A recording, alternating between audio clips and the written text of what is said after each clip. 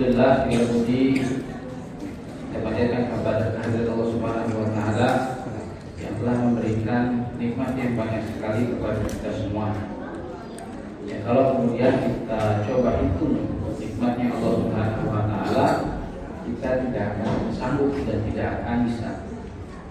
Karena Allah Subhanahu wa Ta'ala telah menegaskan langsung, wa in ta'uddu ni'matallah la tuhsuha, kata Allah Subhanahu wa Ta'ala. Kalau kalian mencoba menghitung nikmat daripada nikmatnya Allah, kalian tidak akan sanggup menghitungnya. Kalaulah kemudian bumi ini dijadikan sebagai kertas, pohon-pohon sebagai pena, air lautan sebagai tintanya, hitung nikmatnya Allah, ya, kita tidak akan bisa. Dari sekian banyak nikmat itu, nikmat yang paling besar yang disebut dengan nikmat khusus adalah nikmat yang diberikan oleh Allah Subhanahu wa Ta'ala berupa taufik dan hidayah. Dan mudah-mudahan ya, kita yang hadir di sini adalah orang-orang yang mendapatkan nikmat tersebut, yaitu nikmat yang khusus. Karena terlalu banyak orang kemudian Allah berikan taufik dan hidayah bisa melakukan amalan-amalan, tapi khusus untuk menuntut ilmu itu tidak semuanya diberikan taufik dan hidayah tersebut. Maka kita yang kemudian sudah Allah Subhanahu wa Ta'ala berikan nikmat ini, ya, kita harus bersyukur dan terus mempertahankannya. Kawan sekalian, ya, sebagaimana disampaikan oleh rekan kita bahwasanya seyogianya hari ini yang mengisi itu adalah guru kita Ustaz Yahya Abdul Aziz Aman Qadarullah wa Masyafa'al, yang beliau berhalangan. Ya, semoga tidak terjadi apa-apa, beliau tetap diberikan kesehatan. Ya, biasanya juga Ustadz Hari Badar yang ngisi ya. Jadi sekarang saya ganti jadi Ustadz Hari Badal gitu ya. Hari Badal ya. Jadi karena di badal ganti kemudian hurufnya berkurang, ya mungkin agak sedikit kurang ilmunya gitu ya. Karena apalagi acaranya dadakan begini ya. Sebenarnya bingung juga. Tapi kemudian insya Allah kita akan sama-sama saling sharing lah. Saya sampaikan bukan menyampaikan pengajaran, karena saya yakin bahkan yang hadir di sini itu mungkin sebenarnya jauh lebih alim dari saya. Cuman alim tampil kapayun, jadinya saya yang ke depan. Insya Allah ya. Baik, ikhwan sekalian, hari ini kita akan berbicara tentang sebuah materi yang sangat relevan dengan kejadian hari ini. Terutama sekali kita bapak-bapak yang merasakan, ibu-ibu juga merasakan ya. Tapi kita sebagai seorang kepala keluarga, ya kan, sebagai yang cari nafkah, hari-hari yang kita rasakan saat ini itu lumayan terasa berat ya. Benar nggak? Ya. Atau cuman anak aja ya, antum santai aja. Ya. Tapi kita mungkin merasakan lah. Tapi kita juga kalau mungkin ya mau protes dan sebagainya, ya kita siapa ya, hanya orang biasa. Maka seyogianya yang kita lakukan adalah bagaimana kita mengintrospeksi diri kita, mempersiapkan diri kita dan keluarga kita ketika menghadapi kondisi saat ini. Ya, kita semua tahu kondisi hari ini dari sisi politik, dari sisi ekonomi, ya dari sisi kemudian hubungan internasional lah, banyak sekali permasalahan-permasalahan yang menyerang. Ya, harga-harga naik, ya kan, sedangkan pendapatan tetap, ya kan. Nah, ini menjadi sebuah masalah. Maka kuncinya apa? Kuncinya pada saat ini yaitu adalah kita kembali kepada Allah Subhanahu wa Ta'ala. Kembali kepada Allah Subhanahu wa Ta'ala itu adalah sebuah kewajiban, tidak melihat kondisi. Ya, mau senang mau susah sebenarnya kita wajib kembali kepada Allah Subhanahu wa Ta'ala. Tapi dalam kondisi hari ini kita harus lebih mendekat kepada Allah Subhanahu wa Ta'ala. Ya. Tema yang akan kita bahas adalah terkait dengan kesabaran, sabar umat akhir zaman. Itu ya temanya ya, sabar umat akhir zaman.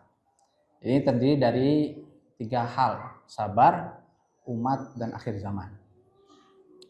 Sabar itu kata para ulama didefinisikan sebagai hafsun nafsi, menahan diri, menahan jiwa.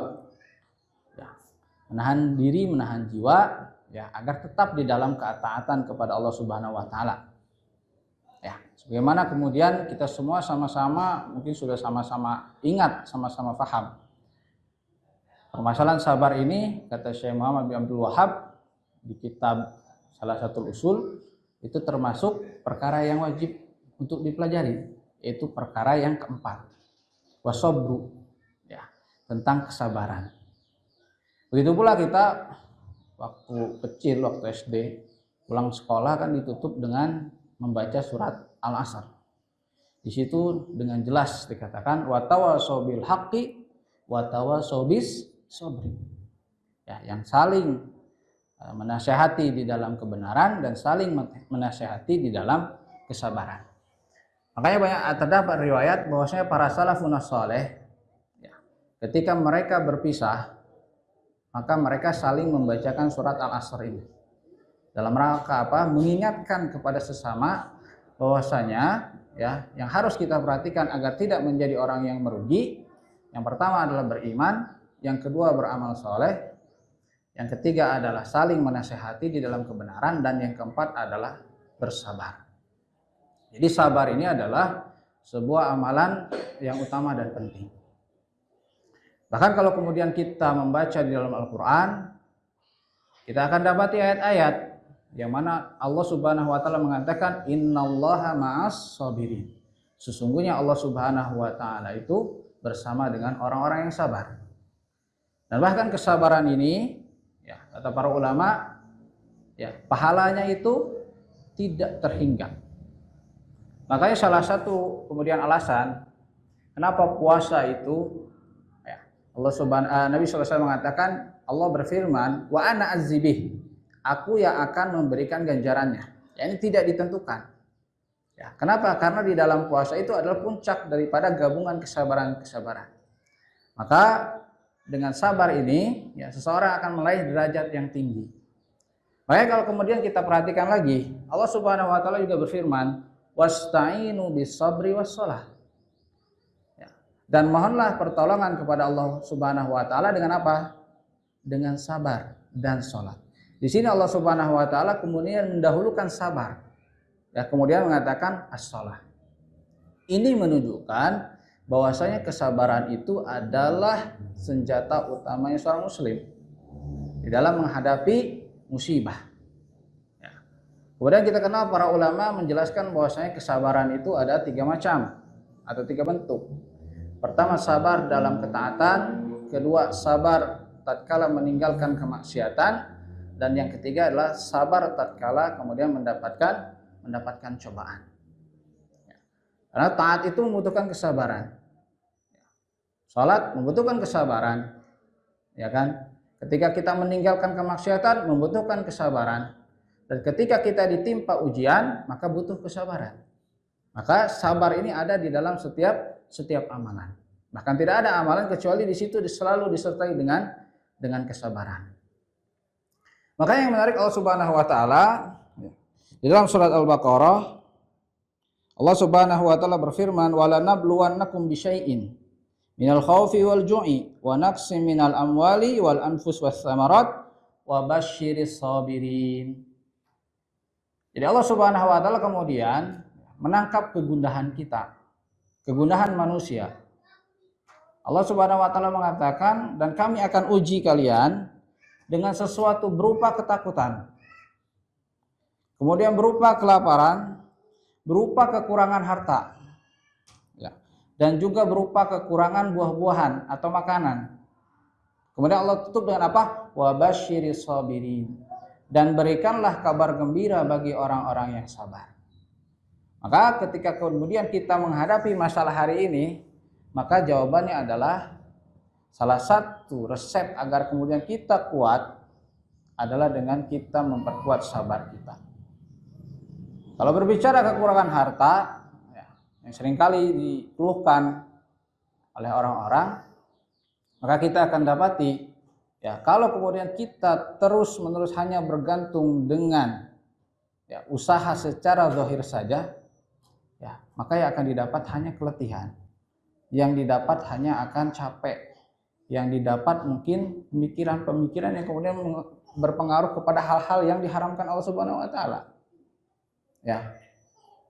Nah, maka kemudian kalau seseorang bisa bersabar, maka sesungguhnya Allah Subhanahu wa taala akan memberikan pertolongan kepada hamba tersebut. Yang sering jadi masalah adalah sejauh mana keyakinan kita akan datangnya pertolongan Allah Subhanahu wa taala. Itu tadi, kenapa? Karena nggak sabar. Kita ini ingin segala sesuatunya instan. Sebagian orang menginginkan kalau kemudian menjadi beriman, masalahnya itu hilang. Ya kan? Kalau ada masalah, maka kemudian langsung hilang. Berdoa kepada Allah Subhanahu wa taala, beribadah, hilang. Maka ketika Allah Subhanahu wa taala belum berikan jalan keluar, maka dia bertanya-tanya. Saya sudah sholat, saya sudah misalkan puasa, saya sudah sedekah. Tapi kemudian masalah saya masih belum hilang. Ya. Padahal Allah Subhanahu wa taala mengatakan kami akan uji. Ya. Hasiban nas ayyutraka wa yaqulu amanna wa hum la yuftanun. Ini yang kemudian harus kita pikirkan ulang. Allah Subhanahu wa taala mengatakan, apakah kamu mengira kamu akan dibiarkan untuk berkata bahwasanya kamu telah beriman tapi tidak pernah diuji, tidak pernah dicoba. Makanya kemudian kalau kita hari ini menghadapi berbagai macam musibah, ya, hal yang sering saya sampaikan adalah hendaklah kita semua melihat bagaimana keadaan para nabi dan rasul yang merupakan penghulunya orang-orang yang bersabar. Para nabi dan rasul kedudukannya tinggi, tidak ada kemudian yang mengingkarinya. Tapi bersama dengan itu mereka semua diuji dengan ujian yang terkadang tidak masuk akal. Kalau kita mungkin tidak akan sanggup. Ya. Maka kalau kemudian kita hari ini menghadapi ujian dari sisi misalkan keluarga, ya, maka lihat Nabi Lut, ya, diujinya dengan apa? Dengan pasangan.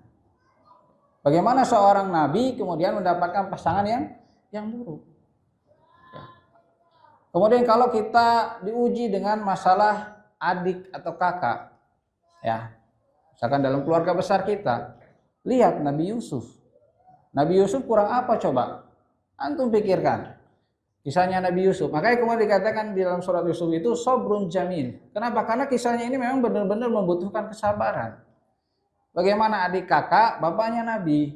Adik kakak kemudian tiba-tiba kalau kita kan ya bercandanya atau ganggunya itu kan ya paling dijorokin kemudian atau diganggu dan sebagainya. Ini dibuang. Kemudian datang kepada bapaknya mengatakan Yusuf sudah meninggal, dibawa bukti palsu. Setelah itu Nabi Yusuf melalang buana. Jadi kalau kemudian kita pikirkan kita mendapati masalah dalam keluarga kita, ya Nabi Yusuf kemudian mendapatkan ujian cobaan yang melebihi daripada kita. Hari ini ada nggak teman-teman mungkin misalkan bermasalah dengan keluarga, kemudian dibuang gitu kan, disebut sudah meninggal dan sebagainya? Enggak. Kalau kemudian kita punya masalah dalam penyakit, lihat Nabi Ayub. Nabi Ayub itu mendapatkan penyakit yang kemudian ya disebutkan oleh sebagian para ulama, beliau itu menderita penyakit kulit bertahun-tahun, puluhan tahun. Tapi kemudian para nabi dan rasul itu bersabar sehingga kemudian datanglah pertolongan dari Allah Azza wa Jalla. Bahkan Nabi Muhammad SAW, ya, kalau kita perhatikan sejarah hidup beliau itu diisi dengan kesabaran. Kalau kita lihat para ulama, makanya kenapa kemudian membagi fase kisahnya sirah Nabi Muhammad SAW itu diceritakan dulu keadaan beliau sebelum diangkat jadi Nabi dan Rasul. Kita lihat bahwa Nabi Muhammad itu sebelum menjadi Rasul, beliau itu secara kalau bahasa kita sudah mapan. Ya, secara nasab beliau nasabnya bagus, ya kan? Secara harta beliau ketika berdagang mendapatkan hasil yang banyak. Secara keluarga beliau punya istri yang dari kalangan berada, kalangan yang punya nasab, punya anak-anak yang kemudian banyak, ya kan? Kemudian beliau diangkat, kemudian di masyarakat, maka beliau seorang yang punya kedudukan. Jadi kalau bicara mapan itu sudah benar-benar mapan. Dan itu terjadi di usia kemudian sebelum beliau usia 40 tahun. Nah, itu mungkin kan sebagian dari kita hari ini menjadikan tujuan hidup, goal ya. Cita-cita saya ingin pensiun usia muda gitu kan. Nabi Muhammad SAW sudah mendapatkan itu sebelum beliau berusia 40 tahun. Sekarang kita hitung 40 tahun masih jauh mungkin kita dari tujuan-tujuan kita. Tapi kemudian ketika beliau diangkat jadi nabi dan rasul, hilang itu semua. Ya. Dan bagaimana kemudian beliau menjalani hidup beliau? Beliau mengisinya dengan kesabaran. Nah, kenapa kemudian saya sampaikan kisah-kisah orang-orang tersebut, kisah-kisah orang-orang saleh dari kalangan nabi dan rasul, itu semua untuk menunjukkan bahwasanya permasalahan-permasalahan hidup yang kita hadapi ini juga dialami oleh orang-orang terbaik. Jadi sebuah kenaifan ketika kita menjadi hambanya kemudian menginginkan hidup di dunia ini lurus-lurus saja, ya pengennya enak-enak saja, tidak ada dicoba dan sebagainya. Itu adalah sesuatu hal yang mustahil. Di para nabi dan rasul alaihi salatu wassalam, mereka semua diuji dengan berbagai macam ujian. Bahkan kalau teman-teman mau mencari ketika dapat musibah, cobaan, cari, baca kisahnya para nabi dan rasul. Niscaya hal-hal itu pun didapati di kalangan para nabi dan rasul. Dan itu akan membuat hati kita menjadi tenang. Kenapa? Karena sesungguhnya kita akan lihat akhir daripada buah kesabaran para nabi dan rasul, ya, itu adalah pertolongan dari Allah Subhanahu wa taala. Nabi Nuh itu usianya berapa tahun? 900 tahun lebih ya.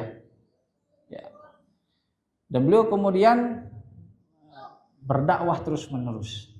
Kita mungkin setahun 2 tahun mendakwahi dan sebagainya, ya. Itu kemudian kita merasa berat. Bagaimana cobaannya kita dikasih usia panjang, ya. Kemudian kita harus mengajak orang kepada kebaikan dan kemudian kita lihat hanya sedikit pengikutnya Nabi Nuh alaihissalam.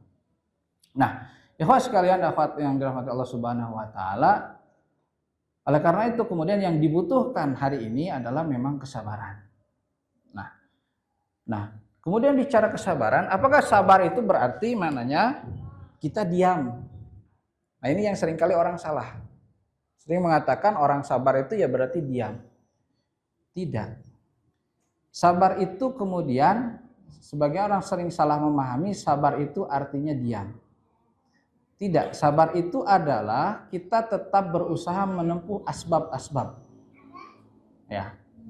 Ini harus diperhatikan. Sabar itu tidak berarti maknanya diam. Jadi sabar itu adalah kita memang menahan diri kita agar tidak keluar dari rel ketaatan. Nah, itu hakikat daripada sabar. Nah, kemudian kalau kita berbicara lagi kesabaran, saya akan jelaskan bagaimana kita sabar dalam menghadapi keluarga kita, kemudian bagaimana kemudian caranya kita sabar ya di dalam menghadapi kondisi dan lingkungan sekitar kita. Yang pertama, bagaimana kita sabar di dalam keluarga kita.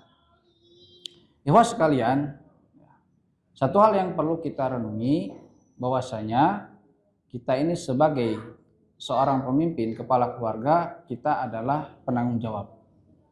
Ya. Kullukum ra'in. Kata Nabi SAW, kalian semua itu, setiap dari kalian itu adalah pemimpin. Wa kullukum mas'ulun an ra'iyati. Dan setiap dari kalian akan dimintai pertanggungjawaban terhadap apa yang kalian diberikan tanggung jawab kepadanya.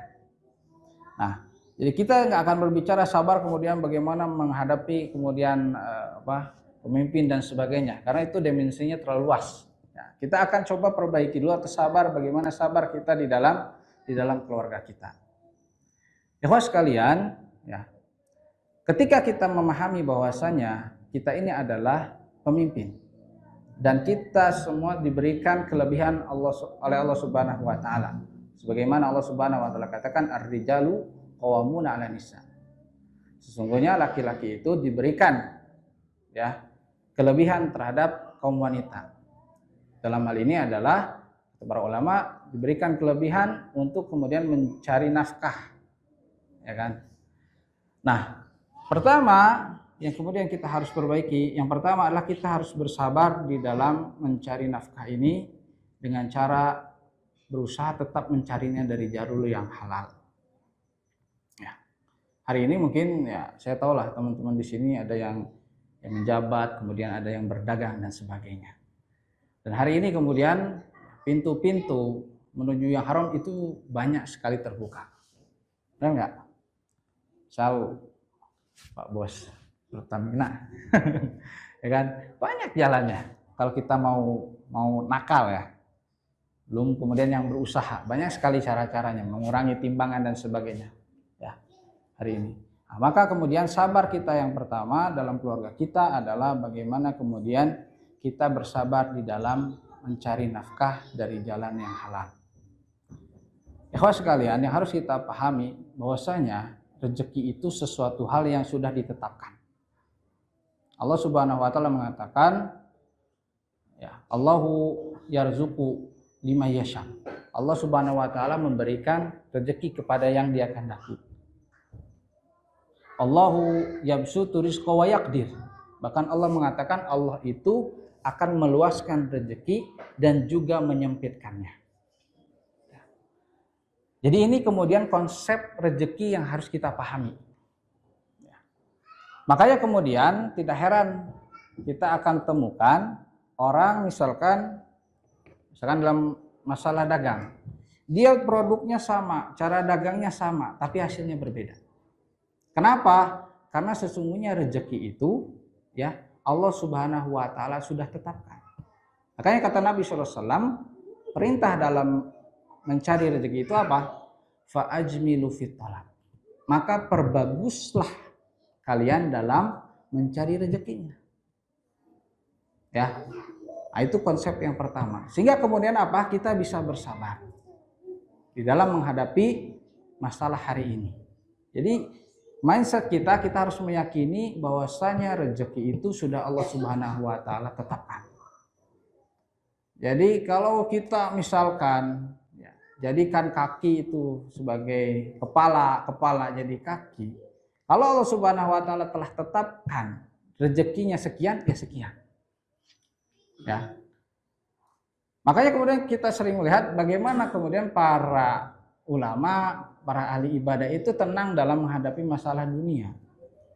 Karena mereka memiliki mindset ini. Ya. Jadi mereka tidak akan iri dengan rezekinya orang. Yang paling utama adalah bagaimana mereka mensyukuri rezeki yang didapatkan. Makanya kita sering berbicara tentang masalah barokah, ya kan, di dalam rezeki. Barokah itu apa sih? Barokah itu salah satunya, dalam salah satu tafsirnya, dia itu sedikit tapi kemudian hasilnya atau kualitasnya baik. Maka ini yang paling utama. Makanya kenapa perintahnya fa'ajmilu fit talab, agar rezeki yang kita dapatkan itu barokah. Meskipun ya kuantitasnya sedikit tapi kualitasnya bagus. Itu yang pertama. Yang kedua, kita harus memahami bahwasanya rezeki itu bukanlah sesuatu hal yang sifatnya materi. Hari ini, ya karena hari ini kemudian yang menyebar itu adalah paham materialisme. Jadi segala sesuatu itu dihitung, ya kan? Jadi seakan-akan kemudian rezeki itu adalah sesuatu yang bisa dihitung. Rumah berapa, tanah berapa, uang berapa, yang ada di tabungan berapa, ya kan? Padahal rezeki di dalam Islam tidak hanya itu. Ya. Ketika kita mendapatkan kesehatan, itu adalah rezeki. Ya. Karena berapa banyak orang hari ini secara kuantitasnya banyak, tapi kemudian kesehatannya nggak bagus. Akhirnya apa? Yang banyak ini dipakai untuk membeli kesehatan. Maka kemudian hari ini kita masih sehat, itu rezeki dari Allah Subhanahu wa taala. Ya. Jadi yang namanya rezeki itu pertama itu kita jemput dengan cara yang baik, dan Allah Subhanahu wa taala telah menentukan rezeki bagi setiap hambanya. Yang kedua, kita harus memahami bahwasanya rezeki itu ya tidak hanya yang bersifat materi. Seperti hari ini kita memiliki teman-teman yang soleh, alhamdulillah. Ya, itu rezeki. Kenapa? Karena banyak di luar sana orang yang kemudian tidak diberikan rezeki teman yang soleh. Sehingga akhirnya kalaupun dia punya harta yang banyak, secara materi banyak, habis, hilang, sia-sia. Kenapa? Karena dia salah di dalam bergaul. Maka ketika kita ya diberikan teman-teman yang baik, teman-teman yang saleh yang mengajak kepada kebaikan, itu adalah rezeki. Maka kalau kita menghitung rezeki itu tidak hanya yang materi, bahkan yang di luar materi, maka kita akan menjadi hamba yang bersyukur. Dan ingat, rezeki itu ya, ada yang kemudian kita cari sendiri, ada juga yang kemudian dititipkan kepada orang lain. Nah, ini seringkali kita dapatkan. Ya, misal saya bekerja, ya, sudah ada jelas hitungannya, ya kan? Tanggal 1 dapat, tanggal 2 habis gitu kan. Kan gitu kan. Konsepnya gitu kan, tanggal 1 dapat, tanggal 2 habis, ya kan. Nah, kalau kemudian kita hanya melihat dari sisi itu, ya, capek hidup kita. Berarti 28 hari bagaimana? Tapi disitulah Allah Subhanahu wa Ta'ala telah menjamin rezeki kita. Sehingga apa? Hari ini bisa hidup kok. Karena Allah Subhanahu wa Ta'ala mengatakan, wa ma min dabatin fil ardi illa 'alallahi rizquha, kata Allah Subhanahu wa Ta'ala. Tidak ada satupun ya yang melata di muka bumi ini kecuali Allah Subhanahu wa Ta'ala telah berikan rezekinya. Ya. Maka kemudian konsep yang ketiga adalah bagaimana kita bisa mensyukuri rezeki yang Allah Subhanahu wa Ta'ala berikan. Kalau berbicara tentang materi, sampai kapanpun orang itu nggak akan pernah cukup. Makanya sebagian ahli hikmah mengatakan dunia itu seperti apa? Seperti air laut. Semakin Anda minum, bukan cukup, tapi semakin Anda haus. Makanya di dalam Al-Quran dikatakan manusia itu alhaqumut takatsur. Manusia itu senang bermegah-megahan. Itu nggak bisa berhenti. Kapan? Hatta zurtumul maqabir. Sampai kamu masuk ke liang kubur. Nah, jadi ini sebuah hal yang kemudian menarik. Al-Quran itu terkadang menarik ketika berbicara tentang harta itu. Bermegah-megahan telah melalaikan kamu. Hatta zurtumul maqabir, nggak akan cukup kecuali sampai kamu masuk ke dalam kubur. Nah, makanya kemudian kita perlu batasi itu dengan syukur. Makanya Imam Ghazali itu di dalam kitab Ihya Ulumuddin, ya, di dalam ruku yang keempat mengawalinya dengan apa? Babu syukri was sabri. Bab syukur dan sabar. Karena dua hal ini, syukur dan sabar, adalah pondasi seseorang untuk menggapai kebahagiaan di dunia. Orang gak akan pernah mencapai nilai kecukupan, nilai ketenangan sampai dia bisa memiliki dua hal ini. Memiliki syukur dan juga sabar. Dan duanya ini saling terkait. Ya. Jadi syukur dan sabar. Wahai sekalian yang dirahmati Allah Subhanahu wa Ta'ala, ketika kemudian kita namanya manusia, ada ya rasa takut, ya, rasa takut terkait dengan misalkan bagaimana kondisi keluarga kita seperti hari ini. Maka penting kita merenungkan suatu hal yang menarik, bahasanya Al-Quran. Ya, terkait dengan ayat yang kemudian berbicara tentang ketakutan kita terhadap masalah harta anak kita. Ya. Al-Quran itu menyebutkan dalam dua bentuk. Ya. Ada yang tahu nggak ayatnya?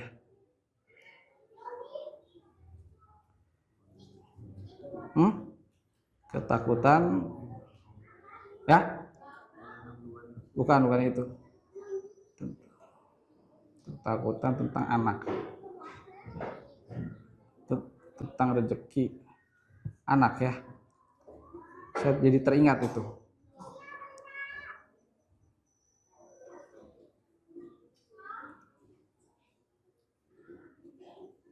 Dan janganlah kamu membunuh wala taqtulu auladakum khasyatan minal imlak. Ya, itu kan ada dua versi nih. Ini ada yang menarik ya. Saya jadi teringat hal itu ya. Tapi karena dadakan wayah nanya. Dan kita ini dai-nya dai bukan visudur tapi visutur. Ya, bahkan di Google sekarang. Ya. Wala taqtulu auladakum khasyatan minal imlak. Kemudian bagaimana bunyi ayatnya? Wala taqtulu auladakum khasyatan minal imlak. Ya. Nahnu narzuqukum wa iyyahum. Ya, itu ayat yang pertama. Kemudian ayat yang satu lagi itu berbeda domirnya seingat saya. Wala taqtulu.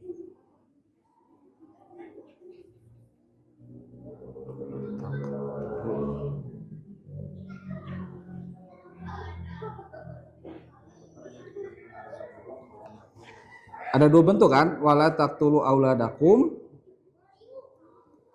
khasyatan minal imlak. Yang kedua, wala taqtulu auladakum minal imlak. Nah, ini. Jadi ada dua ayat nih. Ya, mungkin hari ini kita ketakutan terkait hal tersebut. Ayat yang pertama itu bunyinya wala taqtulu auladakum minal imlak. Nahnu narzuqukum wa iyyahum. Itu ayat yang pertama.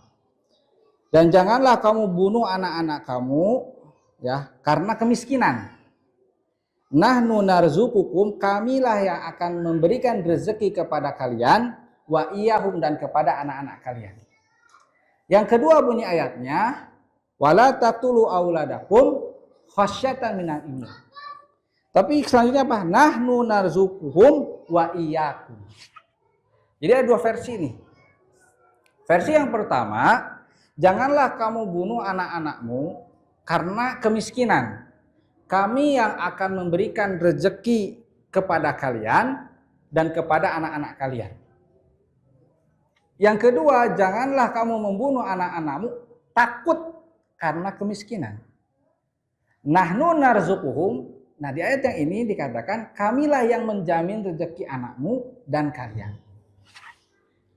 Jadi Al-Quran berbicara tentang kondisi manusia. Kita ketakutan, hari ini kan banyak ya, saya sering ngobrol sama teman-teman ya.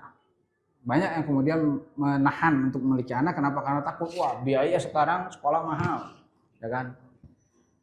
Satu anak bisa membeli motor, ya kan.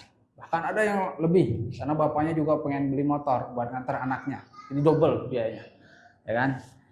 Nah, Al-Quran kemudian berbicara dua hal itu. Yang ayat yang pertama itu, wala taqtulu auladakum minal imlak. Kata para ulama, ayat ini berbicara bahwasanya jangan kamu takut ya tentang kalau kita sudah berada dalam kondisi miskin. Makanya kemudian ayat selanjutnya, nahnu narzuqukum. Kami yang akan beri rezeki kepada orang tua dan juga anak. Ya, Al-Quran berbicara dengan bahasa yang indah. Tapi yang kedua, wala taqtulu auladakum khasyatan, baru takut. Tadi kalau yang pertama sudah dalam kemiskinan. Jadi takutnya udah ada nih. Ya kan? Makanya kemudian Al-Qur'an Allah Subhanahu wa taala menegaskan kami akan beri rezeki sama kalian dan juga anak kalian. Tapi kalau masih khasyatan, berarti kan itu masih seperti sekarang. Wah, takut punya anak, kenapa? Karena takut nggak bisa menyekolahkan dan sebagainya. Al-Qur'an datang mengatakan nahnu narzuquhum. Kami akan beri rezeki sama anak kalian dan juga kalian. Jadi di sini Al-Quran berbicara, kalau kemudian kita dalam kondisi kekurangan, maka yakinlah Allah akan memberi rezeki. Ya, kenapa? Karena kan kita sudah ada nih, posisinya kita sudah mengalami gitu ya, mengalami kekurangan. Kemudian berbicara tentang anak kita, sehingga kemudian ada pikiran buruk. Maka Allah Subhanahu Wa Taala menegaskan, kami yang akan beri rezeki kalian. Jadi kalian jangan takut. Yang kedua, kalau kemudian kalian masih takut, khasyatan minal imlak, maka Al-Quran datang menegaskan kami akan berikan rezeki buat anak kalian dan juga kalian. Nah, ini menunjukkan apa? Sebenarnya permasalahan-permasalahan ini adalah kembali kepada bagaimana kemudian mindset kita. Al-Quran memahami ya jiwa-jiwanya manusia. Karena Allah Subhanahu Wa Taala ini adalah kalamullah. Ya. Di Al-Quran kemudian menafikan semua hal tersebut. Ketakutan kita tidak bisa membiayai, menghidupi keluarga kita, semuanya sudah diselesaikan oleh Allah Subhanahu Wa Taala. Jadi kalaupun sudah terjadi ataupun ketakutan terhadap masa depan yang akan terjadi, semuanya sudah dinafikan oleh Allah Subhanahu Wa Taala. Kami yang akan memberikan rezeki sama kalian. Nah, inilah kemudian pentingnya bagi kita kemudian merenungi dan mentadaburi ayat-ayat Al-Quran. Jadi ayat datang dalam bentuk yang sama, tetapi kemudian sebabnya berbeda. Ayat yang pertama, wala taqtulu auladakum minal imlak, itu sudah berada dalam kondisi kemiskinan, kekurangan dalam harta, sehingga terfikirkan untuk nauzubillah min dzalik membunuh anaknya. Kenapa? Karena dia merasa anak ini menjadi beban. Maka Al-Quran datang mengatakan, nahnu narzuqukum, kami akan berikan rezeki sama kalian. Jadi Allah Subhanahu wa taala jamin rezeki orang tuanya. Tapi kemudian kalau kita masih takut, khasyatan minal imlak, nahnu narzuqukum, kami akan beri rezeki sama anak kalian. Nah, jadi kemudian di antara bentuk sabar kita kepada keluarga kita, yaitu adalah kita merenungi ayat-ayat Al-Quran yang berbicara tentang rezeki. Maka insya Allah semua kegundahan itu akan hilang. Masalahnya hari ini adalah kita, kebanyakan dari kita, ya, termasuk saya, kita hanya membaca ayat sekedar sebagai sebuah ritual kebiasaan. Belum sampai kemudian kepada taraf mentadaburi. Sehingga kemudian ada kekosongan. Takut demikian dan demikian. Padahal kalau kemudian kita yakin, maka Allah Subhanahu wa taala itu akan memberikan rezeki. Maka masalah hari ini, ya, masalah harga naik dan sebagainya, insya Allah kalau kita yakin dan bersabar, maka Allah Subhanahu wa taala akan memberikan jalan keluar. Ya. Makanya kemudian kalau seseorang bisa menjalankan hal ini, maka Allah Subhanahu wa taala akan berbicara tentang orang-orang yang bertakwa itu apa? Wa may yattaqillah yaj'al lahu makhraja wa yarzuqhu min haitsu la yahtasib. Nah, selesai sebenarnya masalah. Jadi ketika kondisi seperti ini, yang kita perkuat adalah keimanan kita. Nah, da gaji mah geus sakitu-kitu tuh asli. Rek kerja misalnya di pagi ya, tapi kasare ari cek dunungan mah gajina misalkan 1 juta, da mau tiba-tiba jadi 5 juta moal. Ya, maka kemudian apa? Kita sudah tahu ini rezeki yang pasti, maka kita jemput rezeki Allah dari jalur yang lain. Dengan apa? Dengan ketakwaan. Maka sabar termasuk adalah bagian dari ketakwaan yang tertinggi. Allah mengatakan kok, "Wa may yattaqillah yaj'al lahu makhraja." Barang siapa yang bertakwa kepada Allah, Allah akan berikan jalan keluar. Wa yarzuqhu min haitsu la yahtasib, dan Allah Subhanahu wa taala akan memberikan rezeki dari jalan yang tidak pernah kita sangka-sangka. Ya, ketika kita meningkatkan keimanan kita, maka sesungguhnya jalan keluar itu, rezeki itu akan datang. Ya, karena kadang kita nggak tahu rezeki itu datangnya dari mana. Kalau kita renungkan misal ya, mohon maaf. Ya, kalau misalkan kita yang bekerja di perusahaan dan sebagainya, di kantor, ya kan udah ketaker lah. Tapi misal kita bicara yang wirausaha. Nah, misal nih bos domba nih ya. Kan kalau bicara kepastian, ya kadang besar banget ya gitu kan. Kadang besar ya kan, kadang besar banget gitu kan. Nah, amin gitu, amin kayak gitu, ya kan? Konsepnya begitu, ya. Maka kan kalau kemudian seperti tadi baru ngobrol ya dengan kakaknya Mas Teguh ini bicara dengan kakaknya, ya. Kalau kemudian mengandalkan hanya secara zahir nggak tahu, tapi kemudian ya tadi baru ngobrol sebentar, dengan ketakwaan itu mendapatkan rezeki, ya seperti itu. Jadi ketika kita berbicara hari ini, maka penting bagi kita untuk meningkatkan ketakwaan. Ya. Makanya dalam sebuah syair dikatakan, alaika bitaqwallah in kunta ghafilan ya'tikal arzaq min haitsu la tadri. Ya, hendaklah engkau bertakwa jika engkau sedang dalam keadaan galau. Ya'tikal arzaq min haitsu la tadri. Maka Allah akan berikan rezeki dari jalan yang tidak engkau ketahui. Kaifa takhaful faqra wallahu raziqan. Bagaimana mungkin engkau takut akan kefakiran sedangkan Allah itu Maha Pemberi rezeki. Waqad razaqahu fil bahri. Sesungguhnya Allah telah memberikan rezeki bagi ikan di lautan. Ya, ikan di lautan itu begitu banyak. Enggak ada yang tahu. Konon katanya ya, yang bisa dieksplorasi itu baru beberapa persen. Ya, kalau kita ditanya berapa banyak ikan di lautan, nah, ada berapa banyak? Bisa dihitung enggak? Hah? Susah. Nah, antum kalah sama Abu Nawas. Abu Nawas ditanya, Ya, berapa banyak bintang di langit? Dia jawab sebanyak helai rambut di kuda-kuda yang ada. Yang ada juga yang bisa ngitung ya. Jadi jangan pasrah, jangan nggak tahu gitu kan. Wah banyak sekali, enggak. Harus cerdik. Ya. Jadi berapa banyak ikan di lautan? Berapa banyak ikan di lautan? Sebanyak bintang di langit.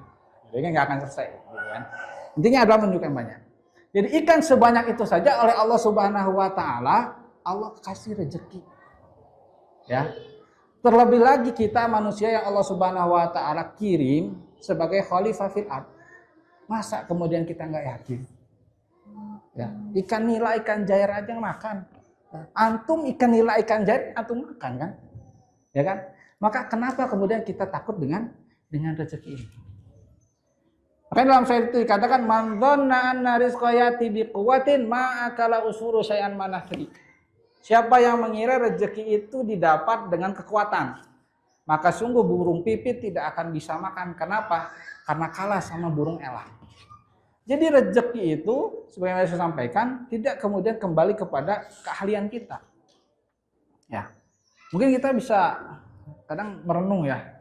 Ada teman kita mungkin dulu ya pas SMA, wah ini kasta rendah gitu, bukan kasta rendah ya, wah biasa-biasa lah. Wah ini ada si Fulan, wah pinter gitu kan. Seharusnya si Fulan ini kan yang paling sukses kan, wah kan? Ya adalah yang pinter sukses. Kayak teman-teman di sini kan udah pinter sukses gitu kan, ya kan? Tapi kan kadang kita melihat ada si Fulan yang dulu biasa-biasa saja, tapi kemudian sekarang sukses. Sebaliknya si Fulan yang dulu kita kira calon sukses, ternyata kemudian biasa-biasa saja. Itulah kemudian konsep daripada rezeki. Jadi nggak bisa kemudian kita hanya mengandalkan ikhtiar zahir saja, tapi penting ikhtiar batin. Ya. Makanya kadang kalau kita tanya, ada orang-orang ditanya apa resep suksesnya, ya kan? Kadang jawabannya itu bukan sesuatu, karena saya kerja dari pagi sampai malam dan sebagainya. Kadang mereka jawabannya apa? Saya itu suka nurut sama orang tua saya. Yang secara rezeki kan apa hubungannya? Benar nggak? Atau saya sering sedekah, saya sering membantu orang miskin, saya berbuat baik dan sebagainya. Nah, itu semua konsep daripada rezeki. Bahwasanya rezeki itu tidak bisa kita andalkan hanya kepada kemampuan zahir kita. Tapi di situ ada hal-hal batiniah. Nah ini yang kemudian harus kita perkuat hari ini ketika kita menghadapi masalah-masalah besar hari ini. Kita kan hari ini bicara umat Islam ini, ya Masya Allah, dalam kondisi kelemahan. Ya kan? Mungkin kalau bisa kita bicara Islam ini secara politik satu-satunya mungkin institusi keagamaan yang tidak punya satu pemimpin. Ya. Kalau tetangga sebelah kan ada di Vatikan dan sebagainya. Umat Islam hari ini nggak punya, sehingga kemudian tidak bisa satu padu. Sampai hari ini kemudian kita lihat saudara-saudara kita dalam kelemahan, saudara-saudara kita di Palestina dan sebagainya. Belum kemudian kita bicara di negeri kita banyak sekali kekurangan. Maka yang bisa kita lakukan dalam hal ini adalah kita memperkuat ketakwaan kita, keimanan kita, terutamanya dengan banyak bersabar. Karena hari ini ya kalau kita bicara kita mau teriak ABCD juga kita siapa? Maka yang kita kedepankan hari ini adalah sikap-sikap bersabar. Jadi ikhwas sekalian, ketika kita menghadapi permasalahan hari ini, ya, maka yang pertama sekali dan yang paling utama adalah kita memperkuat keimanan kita dan juga anak-anak kita dan keluarga kita. Ya kan? Kenapa? Karena mereka itu adalah tanggung jawab kita. Makanya kemudian diantara ya nasihat ya yang sering kita dengar, bagaimana kemudian keluarga ini saling bahu membahu, terutama dalam kondisi-kondisi hari ini adalah bagaimana seorang istri, seorang pasangan, kemudian anak-anak mereka menjadi benteng dan penguat bagi seorang ayah. Ya, kalimat mungkin yang sering dengar di kalangan salaf yaitu perkataan istri-istrinya, kami kuat menahan lapar, tapi kami nggak kuat untuk menahan siksanya api neraka. Jadi ini adalah sebuah kesinambungan. Kita harus pasangan suami istri harus sama-sama saling meningkatkan ketakwaan. Karena hari ini banyak ya, orang-orang yang kemudian baik, tapi kemudian karena pasangannya buruk, ya kemudian dia pun terbawa buruk. Maka ini kita sebagai kepala keluarga adalah kita punya tugas untuk menasehati, membimbing pasangan kita. Ya, maka kalau kemudian kita ngaji pulang itu tidak cuman bawa bekal makanan, nggak cuman bawa martabak, nggak cuman bawa pisang goreng, nggak cuma bawa nasi kebuli, tapi yang kita bawa salah satunya juga adalah nasihat-nasihat yang kita dapatkan selama di pengajian itu, sehingga kemudian kita bisa membentuk keluarga yang sakinah mawaddah warahmah, karena itu kemudian adalah benteng kita. Hari ini sebagian kita sebagai suami bisa kuat ketika kemudian kita bisa saling bahu-membahu antara pasangan suami dan istri.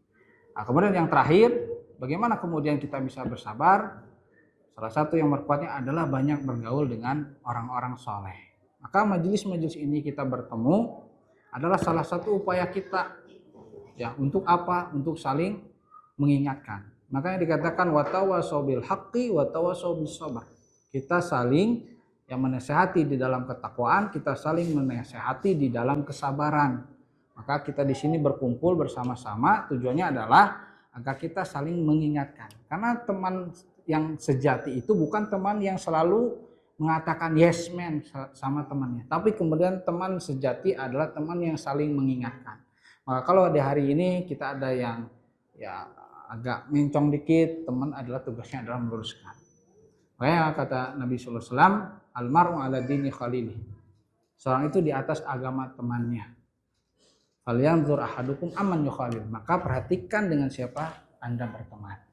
Karena hari ini banyak orang-orang yang kemudian berubah terwarnai adalah akibat salah di dalam pergaulan. Orang yang misalkan biasa-biasa saja, ya kan, kemudian gaulnya dengan orang yang nggak baik, ya kemudian dia pun akan terbawa. Minimal dia akan mendapatkan image yang buruk. Misal antum bergaul sama orang yang suka judol, antum nggak judol, tapi ketika nongkrong terus, antum pasti akan disangka. Akhirnya apa? Itu akan menghalangi rezeki. Misal mau ketemu investor nih, misalkan Pak Tegun, ada investor. Ternyata kedua antum tuh salah gaul. Contoh ini, salah gaul dengan misalkan orang yang bermasalah. Akhirnya apa yang terjadi? Gak berani. Kenapa? Wah, ini temannya aja orang-orang bermasalah. Nah, maka penting bagi kita kemudian untuk juga memiliki teman-teman yang soleh yang akan membantu kita di dalam menghadapi situasi yang sulit ini. Ya, makanya saya sampaikan tadi bahwasanya rezeki itu salah satunya adalah kita bisa memiliki teman-teman yang baik. Mudah-mudahan pertemanan ini tidak hanya berhenti sampai di sini, tapi pertemanan ini semoga Allah Subhanahu wa taala berkahi kita semua sampai dengan bertemu nanti di akhirat nanti di dalam surganya Allah Subhanahu wa taala. Baik, mungkin itu saja yang bisa disampaikan. Ya, banyak kurangnya pasti dan saya mohon maaf ya. Mungkin itu yang bisa kita sampaikan untuk kali ini saja. Bukan das ya, bukan pelajaran, tapi hanya sekedar saling mengingatkan saja ya. Baik. Ya. Baik, insyaallah kita akan tanya jawab. Ana yang bertanya, antum yang jawab. Kalau antum bisa jawab, ana dapat hadiah. Bagaimana? Ana paling seneng tanya jawab seperti itu. Ya kalau ada yang mau nanya boleh lah. Nah, ya, yang voucher.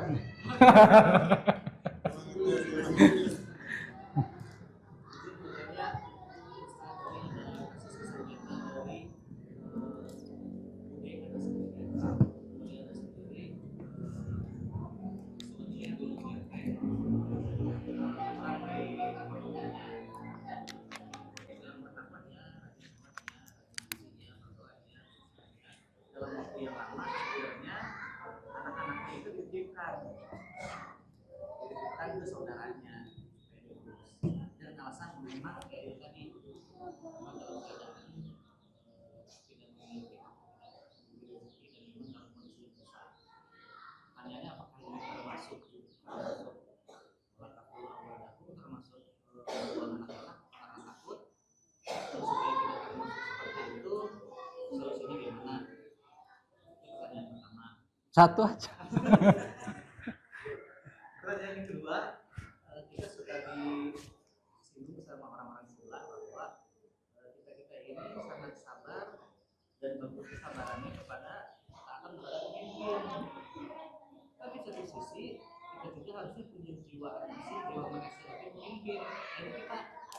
nasihatinya katanya kurang sadar dengan bagus, tapi yang nasihatinya juga masih sangat kurang dan mundur. Jadi kita suka dibully itu tipe-tipe orang yang nantinya benar tapi anti nasihatnya itu. Nah, bagaimana mengomentari atau catatan terhadap hal ini? Ada yang mau bantu jawab? Ya, yang pertama terkait itu ya. Begini, pertama, ketika seseorang memang dalam kekurangan, ya, maka pada hakikatnya dalam Islam itu adalah kewajibannya itu kembali kepada keluarga daripada ayahnya.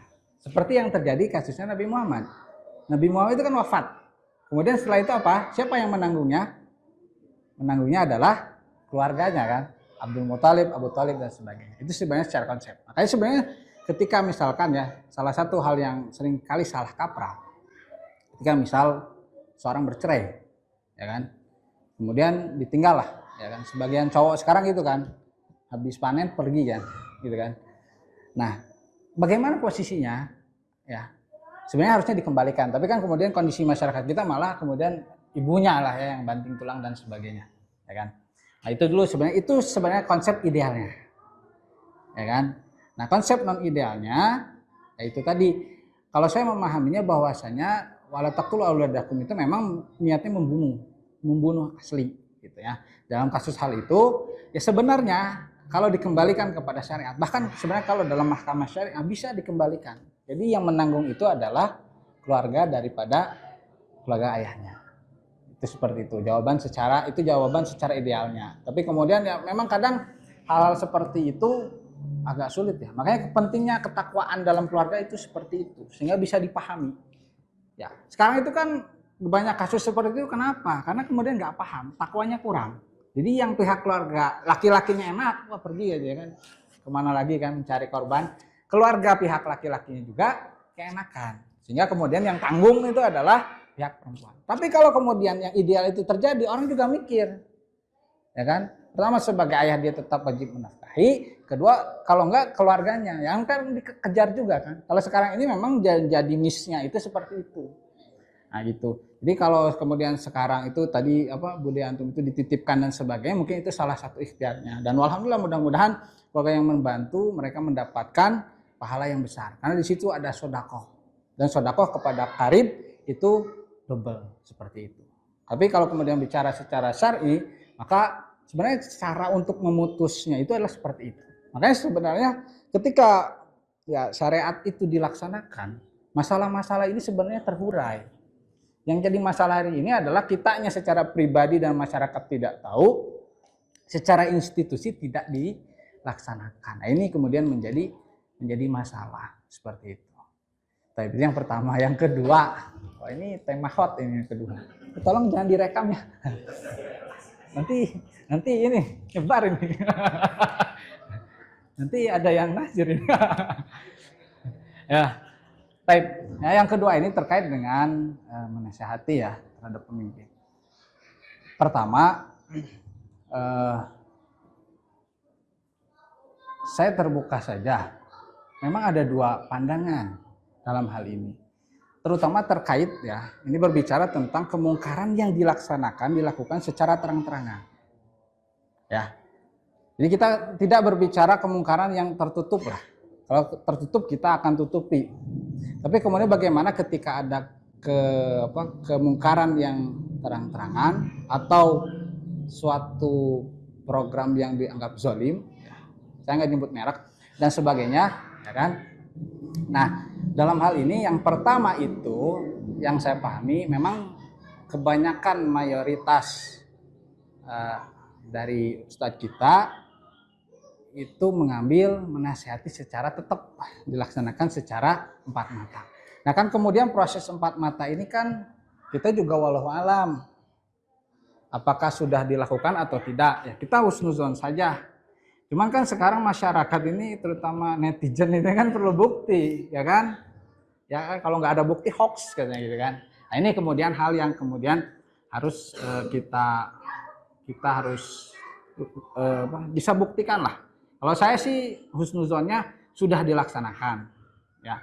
Cuman kemudian dalam posisi hari ini, karena kan ini sebenarnya sebuah tindakan siasah, tindakan politik kan. Nah, tindakan-tindakan politik ini memang kan ranah ijtihad. Jadi bagaimana kemudian memandang, makanya kemudian sistem politik Islam itu kan dinamis. Jadi hanya memberikan batasan-batasan umum. Yang kedua, nah itu tadi apakah yang pandangan yang kedua itu adalah mengatakan ketika terang-terangan maka di kantor secara terang-terangan. Tapi kemudian tidak bedakan dengan menghina ya. Karena kan sebagian hari ini ada yang kemudian yang dihina adalah person-personnya. Nah ini yang kemudian kita semua sepakat untuk tidak lakukan.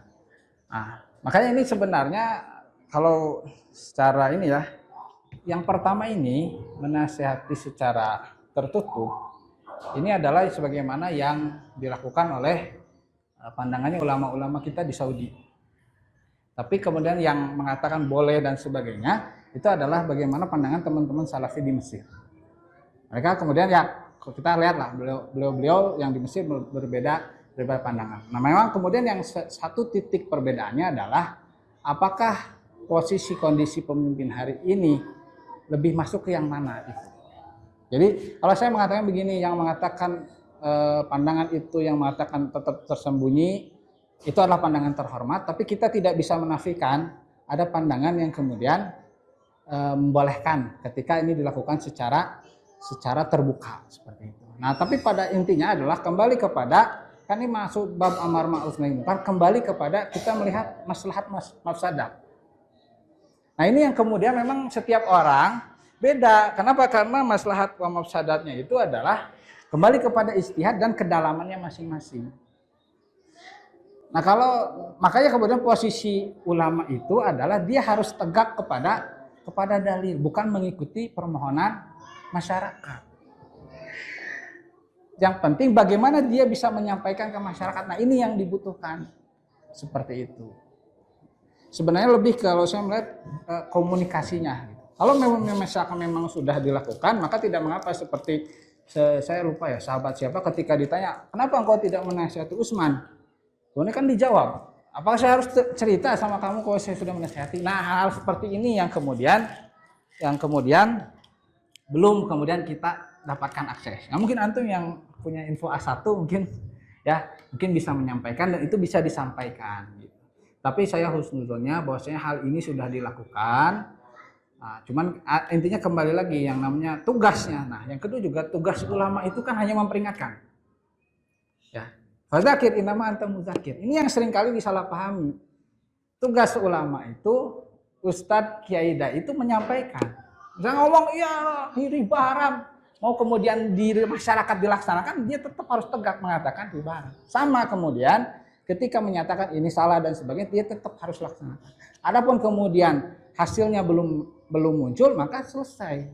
Nah, ini yang sering juga disalahpahami adalah inginnya kemudian ketika mengatakan diikuti. Nah, ini yang sulit. Kenapa? Karena ya kita juga harus melihat kondisi hari ini juga yang memimpin seperti apa. Seperti itu. Jadi ini adalah sebuah kalau istilahnya warkop itu maju kena mundur kena ya kan, maju kena mundur kena. Tapi yang paling penting adalah kalau saya sih lebih memandangnya adalah kemudian bagaimana kita kembalikan dulu kepada diri kita. Kenapa? Karena itu di luar kekuasaan kita. Kita bukan ulama, kita bukan dai hebat dan sebagainya. Karena untuk akses ke sana kan nggak bisa gitu kan. Untuk misalkan dari mana? Dari Nurul Jamil gitu kan. Saya bisa ngisi Nurul Jamil mau nyampaikan gitu kan. Nggak bisa. Kecuali antum ke RT sini bisa gitu kan. Nah, maka tapi kita insya Allah kita husnuzon bahwasanya hal itu sudah dilakukan oleh para asatidzah kita. Dan tapi kemudian memang belum disampaikan. Kenapa? Karena di situ ada masalah dan sebagainya. Pandangan-pandangan misalnya mengatakan kita itu memang harus punya wadah untuk kemudian bisa menyampaikan, itu adalah ijtihad yang kemudian harus juga diperhatikan. Karena memang ya kita juga harus terbuka. Kondisi hari ini nggak bisa juga kan seperti itu. Nggak seperti misalkan ulama zaman dulu misalkan seperti kasusnya zamannya Imam Nawawi, tidak pemimpin itu baru ngambil keputusan kalau kemudian mau diputuskan oleh dapat persetujuan dulu dan sebagainya. Jadi karena ini termasuk masalah siasah, jadi di situ ada ruang-ruang ijtihad. Kita menghormati pandangan-pandangan ya, dan yang paling utama adalah kita menunaikan kewajiban kita selesai. Adapun omongan orang lain maka kita tidak terlalu pedulikan. Kenapa? Karena mencari keridhaan manusia itu sesuatu hal yang mustahil, kata Imam Syafi'i. Jadi kita tidak akan mungkin bisa memuaskan keinginan semuanya. Yang penting ya insya Allah saya yakin bahwasanya para asatidzah kita juga sudah melaksanakan sesuai dengan kadar kewajibannya seperti itu. Baik. Wah, satu lagi. Banyak dong. Masya Allah, habis makan minum. Ya. Salam.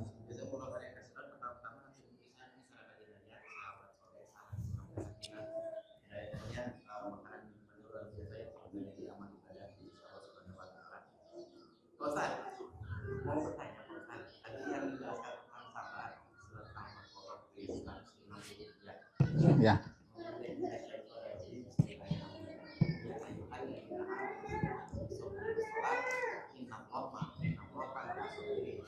Pertanyaan saya, kenapa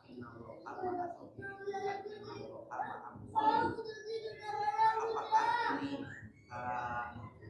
sholatnya itu diartikan seperti sholat yang yang sholatnya itu mencakup syarat-syarat rukun seperti sujud dan bacaan hingga kehusukannya, atau sholat ini bermakna lain mengingat bahasa Arab sendiri kosakatanya itu terkait 12,3 juta. Yang bahasa Indonesia ini cuma kurang dari 10%, cuma 200. Ya. Jadi apakah ini karena ada sholatnya itu mungkin ada koneksi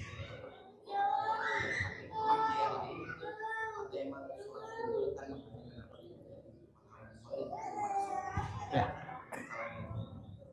Assalamualaikum warahmatullahi wabarakatuh. Di antara kaidah di dalam tafsir, ketika terjadi perbedaan dalam pengertian suatu kata yang memiliki banyak kemungkinan seperti sholat.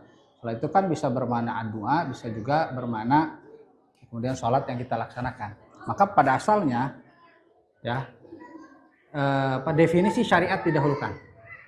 Definisi syariat secara didahulukan. Sehingga ketika kita dalam Al-Quran berbicara sholat, maka yang dimaksud adalah sholat yang kita kenal, yaitu suatu amalan ibadah yang dilakukan, diawali dengan takbiratul ihram, diakhiri dengan salam. Nah, innallaha ma'as-sabirin, itu tadi, makanya kemudian si sabarnya itu ditakdim, didahulukan. Wasta'inu bis-sabri wassalah innallaha ma'as-sabirin. Kenapa? Karena di dalam sholat itu terkandung juga kesabaran. Itu kesabaran di dalam melaksanakan ketaatan. Ya, makanya kemudian ayat ini ingin berbicara tentang keutamaan sabar, sehingga yang ditekankan innallaha ma'as-sabirin.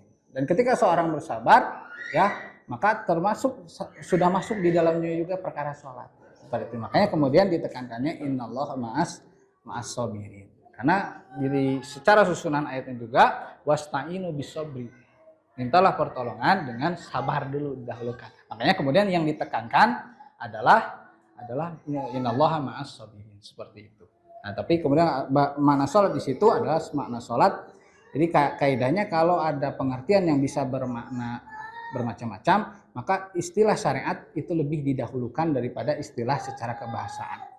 Bahkan kalau makanya kemudian banyak tafsiran ahli bahasa itu ditolak. Kenapa? Karena tidak sesuai dengan pengertian secara syariat, seperti itu. Baik. Ya, makanya antum sabar yang paling utama. Nggak ada lagi ya? Nggak ada lagi. Kalau nggak ada, mungkin kita cukupkan sampai di sini. Allah Ta'ala, kurang lebih saya mohon maaf. Subhanakallahumma bihamdika, asyhadu an la ilaha illa anta astaghfiruka wa atubu ilaik. Assalamualaikum warahmatullahi wabarakatuh.